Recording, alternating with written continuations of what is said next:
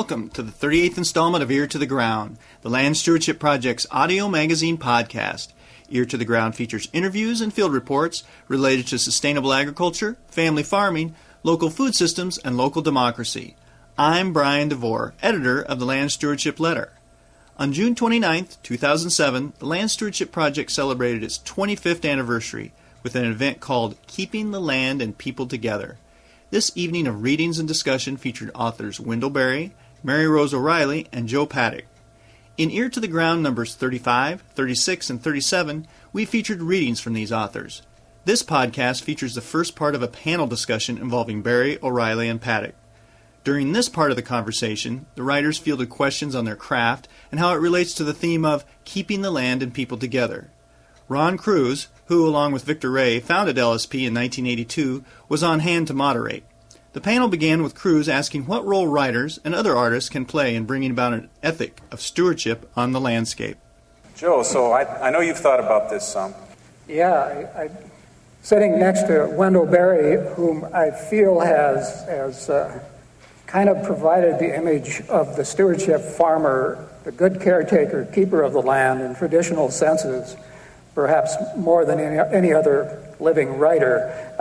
I've often thought about what he found there, and I think often when it comes across my mind of something that the great mythologist Joseph Campbell said, and he said that the images of myth, and I think this leads on into story and poetry as well, are the great releasers of human energy. And if you find the right myth, you will find a flow of energy in a given direction. I don't think most of us think along those lines very specifically, but I think that's in fact what's happening. And as much as anything else, I think what the writer offers is a response to the utilitarian writing that you get with modern chem-tech agriculture that would be very resentful of poetry intruding on what it's trying to tell the farmers of our day. And so my feeling is that the writer can expand into a more holistic vision than that. Always in the back of my mind for the last 40-odd years has been the example of the treatment of the land and the people in the coal fields of eastern Kentucky. One of the early groups that opposed strip mining was called the Appalachian Group to Save the Land and the People. And the title, the name of that group always struck me as an insight that is absolutely accurate. And if you go there, you'll see that you can't save one without saving them both. It's a little harder to see in agricultural countries that this is true, but the same process is going on in the farming landscapes. It's just slower, but absolute exhaustion of the land and the people, inescapably both together, is the end result of the industrial process. Well, airy-fairy answers are my favorite kind, and a few come to mind, but I think I will skip them and say, poetry is dead practical in lots of ways. I think of it almost as a kind of science, and poetics is dead practical.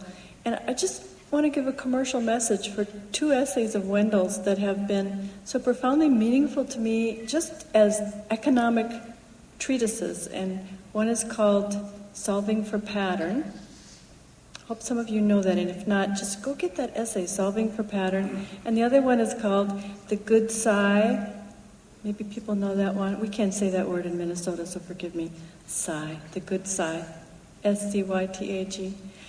Dead practical economic theory, the best I've ever read and the most meaningful for the choices I've made in my life. So airy-fairy is good, but stuff going on out here that's just really profoundly useful. I was thinking of another thing I'd like to pursue, and starting with Wendell, and that is I can remember when we're reading the the unsettling of America and talking and discussing it, and how we were also trying to create an alternative, and the book makes mention of this. And I do think that one of the things that, well, while the book is still as relevant today as ever, there has been a stronger alternative sustainable agriculture developing. We can look at our own diets, for example, compared to 25 years ago, and what's available to us today. But at the same time, as Wendell's pointed out, there's a real question of whether a sustainable agriculture, a sustainable food system, can actually survive in an overall economy and overall culture that doesn't share the values of sustainability. And I guess I'd like to know, Wendell, what your feelings are about that today, and whether there is any cause for optimism in what's going on, and how you look at that 25, 30 years on. Somebody made the remark that optimism is a program, like pessimism. And it's sort of a way of insisting that things will either come out wrong or come out right. And so I don't like to get on the side of the optimists or the pessimists, because I don't think we know how it's going to come out. What I want to come out on is the side of hopefulness. And hope depends on being able to find good examples and really good stories that get you out of the destructive paradigm. Gene Logsdon was interviewing the Amish farmer David Klein, whose writing some of you probably know. He was about Amish economics, and he was getting his the economic picture. He'd gotten the income side of it, and then he got on to the expenses. And he said, now, what are the expenses? What are your expenses for cultivating your corn? Well, David said, I don't count cultivating my corn as an expense. I count it as income, because I like to plow corn.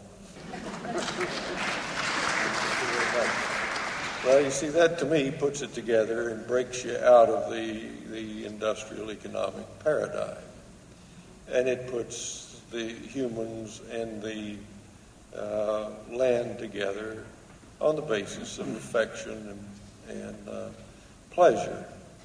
And that's got to be how they're put together. So as long as you have this, it's not a vision, as long as you have this evidence that people are farming well and enjoying it, then you've got something to rest your hope on.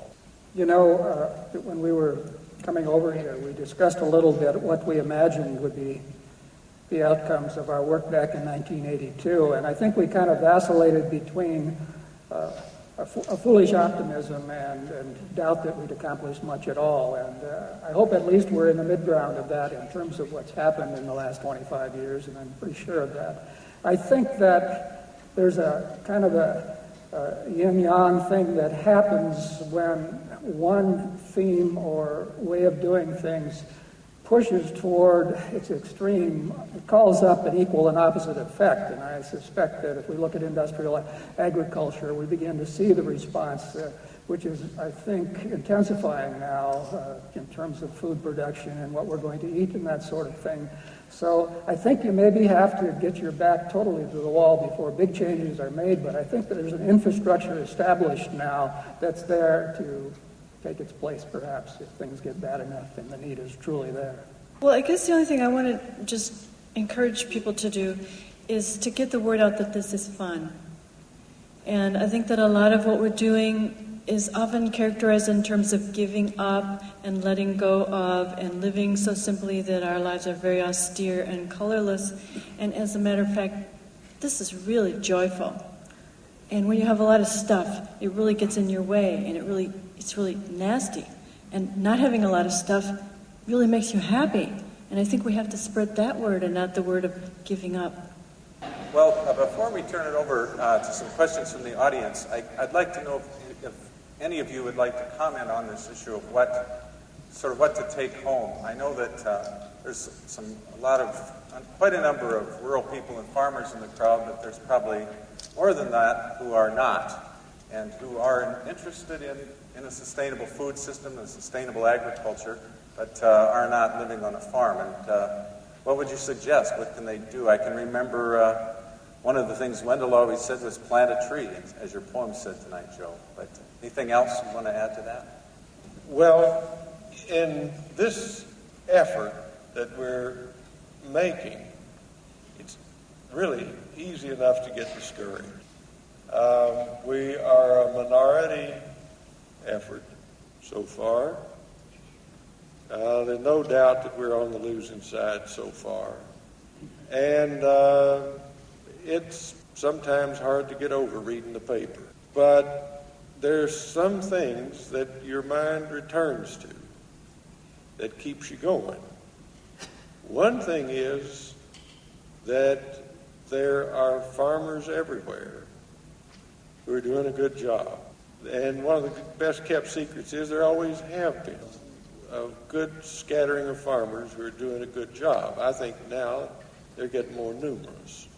Another thing is that all of a sudden we've got a constituency of consumers who are at least dissatisfied with what the mainstream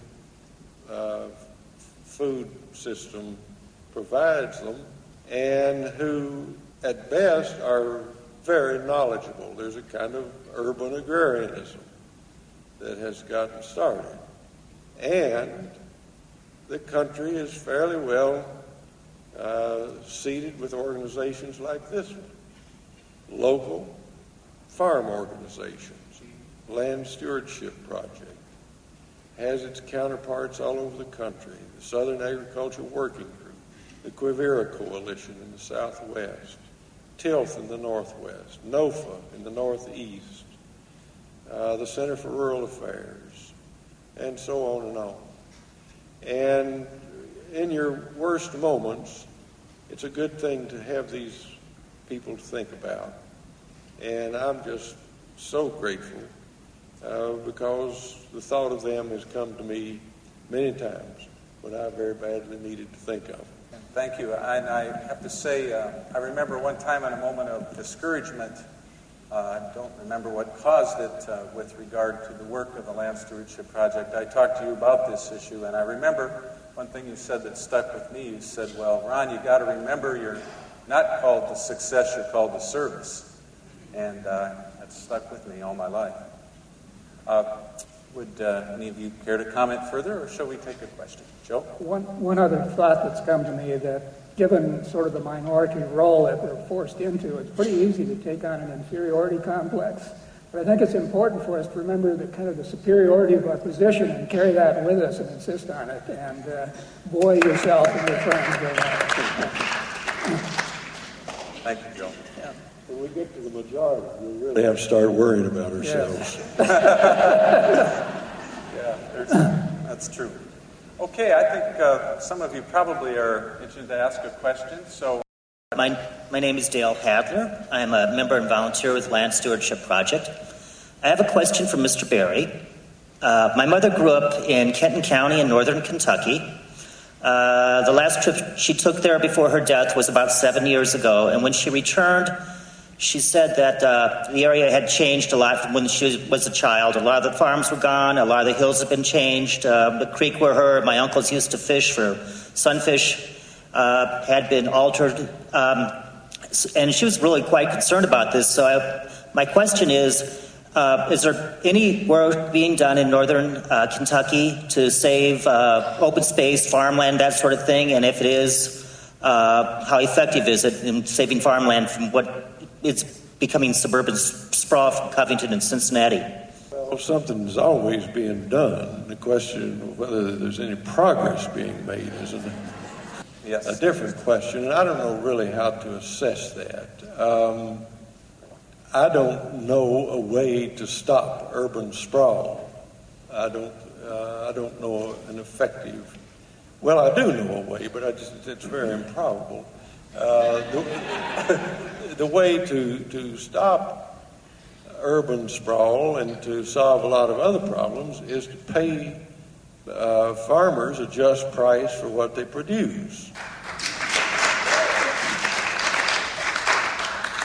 And of course, the only way that you can do that now is by means of local economies, where the farmer and the consumer can sort of divide up what's saved by cutting out the middle and all the transportation, packaging, advertising, and the rest that goes with the conventional economy. So those efforts are started down there. I don't see very much happening in the municipalities, and this worries me. I've been part of an effort for years to get the city of Louisville to take note of itself as an eating community, and I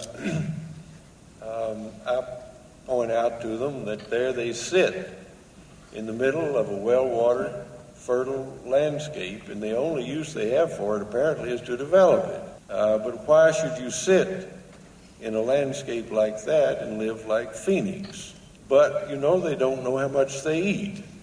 This is the most discouraging thing I know about the governmental entities.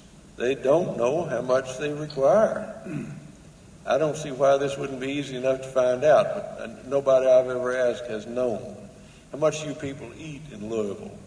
If you knew, then you could begin to think about how long a radius you would need for Louisville to draw from its own potentially tributary landscape. I'm Jim Vanderpool. I think all three are poets. I think, or I know you all three are storytellers. And I think you all three may be essayists. And I do a little writing, and I've written mostly essays. And I just wanted to ask you, I had the chance to stand up and tell some stories. I told more stories than I thought I was going to tell. This was at a grazing conference a year or a half a year ago. And I've thought since that time or a question I'm asking myself, I guess, since that time is, at this point, is it more important to be doing essays or telling stories? There's not any reason we can't do both, of course, but the essays are a rational kind of an approach to, in a sense, tell others that don't know what's going on. That's what I try to do with my essays. But the stories strike the soul because the response in the room when I was telling the stories, and in my own mind as I was remembering some of the stuff that I thought I had forgotten from 50 years ago, it strikes me as being kind of a critical life force sort of a thing that may be in our extremely depleted condition in rural America. We need more than the rational essays, and I'd just like to ask each of you to speak a little bit to that. Okay. As an oral historian, I've thought often of how important the story is and what it contains and what it communicates beyond the literal essay approach that you've discussed. I've done some work with Native Americans, and oftentimes they've said that if you want to criticize somebody, tell them a story. Don't hit them directly with it. And I think there's something wise about that. And I'll just add one more thing. It's a thing that Barry Lopez said about stories. He's a wonderful storyteller himself and an essayist. But he said that when a story comes to you, care for it and give it to people who need it. Sometimes a story is more important to our survival than food. Yeah. When you're not really hungry, I think there's some truth to that. Well, there's certainly a use for each. I mean, obviously. I guess I'm very interested in poetry right now because it has a lot of, literally this is how I think of it, earth clinging. A poem has a lot of earth clinging to it. It has a lot of kind of subconscious rootedness. And so the story it tells is a story about the deepest layers of being human. And I feel like right now that story very much needs to be told of the unconscious of humankind. So that's a commercial for that. I don't write much fiction. But on the other hand, as I said a moment ago to start out, and I just have to say this again, Wendell's essay, Solving for Pattern, is one of the most analytical and brilliant treatises on the economic structure of one's life and how one should solve problems in the arena in which they are created, farm problems in farming ways, education problems in education ways rather than business ways. Splendid. So there are things that need to be said in different ways, I guess. The question is whether you can learn anything or not, and you can learn something from trying a piece of writing of any kind, and it's a test of whether what you've learned can be said or not. So all these are important things, and it seems to me to be wrong to be to prefer one over the other. I think, in my own life and satisfaction, and I suppose what would I call it, mental development. I think that I've been well served by all those ways of writing and thinking.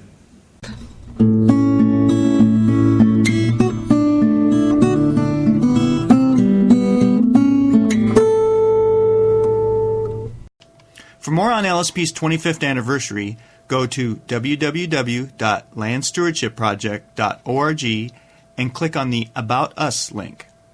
Send your comments and suggestions about this podcast to me, Brian DeVore, at bdevore@landstewardshipproject.org. You can also call me at 612-729-6294.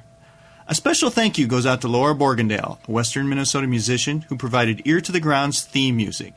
And a very special thank you to all of Land Stewardship Project's members who make initiatives such as this podcast possible. If you're not a member and would like to support us, go to landstewardshipproject.org to learn how to join LSP. Thanks for listening.